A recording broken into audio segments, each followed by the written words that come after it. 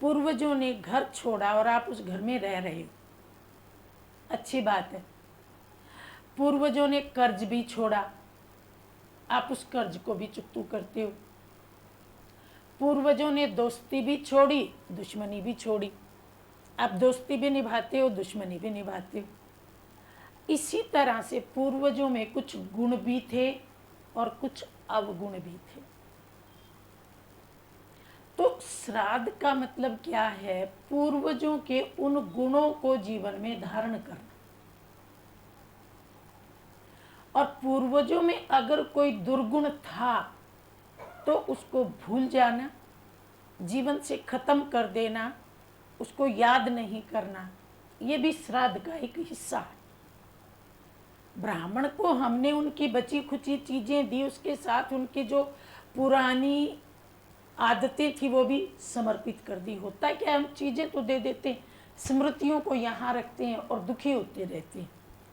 तो पूर्वजों को तो याद रखो, लेकिन पूर्वजों की अगर ऐसी कोई भी आदत थी उसको भी उसके कपड़ों के साथ जला डालो, उसको मत रखो। ये है श्राद्ध, ये है सच्ची श्रद्धा। तब आपका कुनबा जुड़ के रहेगा। अगर उनकी कोई अच्छी आदत थी तो उसको तो अपनाओ, लेकिन कोई कमजोरी, दोनों चीज होती है भाई। हर एक में अच्छाई भी होती है, बुराई भी होती है। अच्छाई को पकड़ो, बुराई को छोड़ दो। ऐसे ही जैसे मान लो कोई बुजुर्ग आदमी था, अब नहाता नहीं था। पुराने जमाने के लोग 2-3 दिन तक नहीं नहाते थे। अब उसको देख करके घर का कोई व्यक्ति कहता है, जी हमारा तो ससुर नहीं नहाता था, हम भी नहीं नहाएंगे रोज।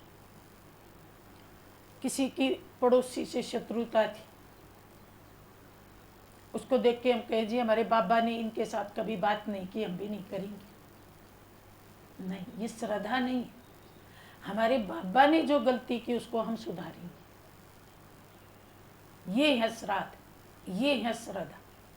बाबा बहुत कंजूस था, बाबा कंजूस था, लेकिन हम उदार दिल बनेंगे। ये है सच्ची श्रद्धा। जो काम वो नहीं कर पाया उसको हम करेंगे। तो केवल भोजन का दान नहीं, कपड़े का दान नहीं, लेकिन उसके अवगुणों का त्याग और गुणों को जीवन में धारण करना। फिर कहते हैं कि ससुराल के घर का जो गुरु होता है, बहू का वही गुरु होता है। अब मान लीजिए आपकी सास शरीर छोड़ गई, बाबा के ज्ञान में चलती थी, ब्रह्मा कुमारी आश्रम पे आती थी, मधुबन जाती थी, अब वो शरीर छोड़ गई। अब सच्ची श्रद्धा क्या होगी कि जो मेरी सास ब्रह्मा कुमारियों से निभाती थी, मुझे भी वैसे ही निभाना।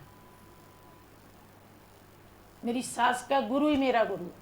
भगवान शिव मेरी सास का गुरु था तो मेरा भी गुरु, तो मुझे भी निभाना है। ऐसे नहीं सास गई तो सारे संबंध खत्म, मैं छड़ी हो गई, जो मर्जी करूं, अब मैं नुगरी हो गई। नहीं, सास का गुरु ही मेरा गुरु। ये सच्ची श्रद्धा। जैसे वो भोग लगवाती थी, जैसे वो सहयोग देती थी, मुरली सुनती थी, योग करती थी, वो शुद्ध सात्विक भोजन खाती थी, मुझे भी वही खाना। सास हो या ससुर हो या जो भी कोई हो, तो श्राद्ध का ये भी एक हिस्सा है।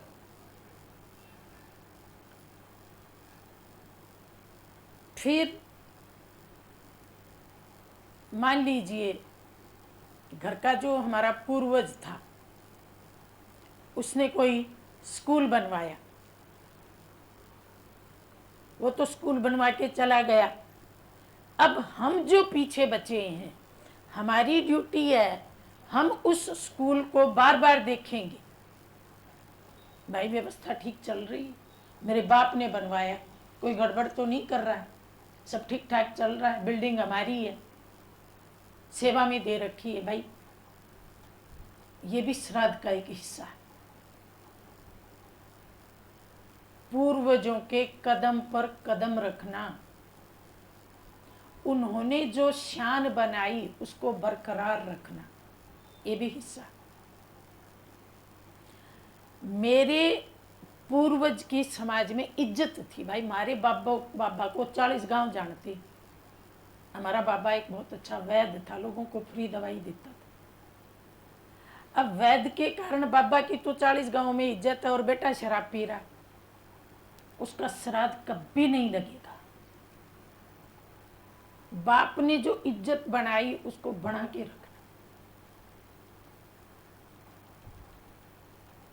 केवल हलवा पूरी ही श्राद्ध नहीं है,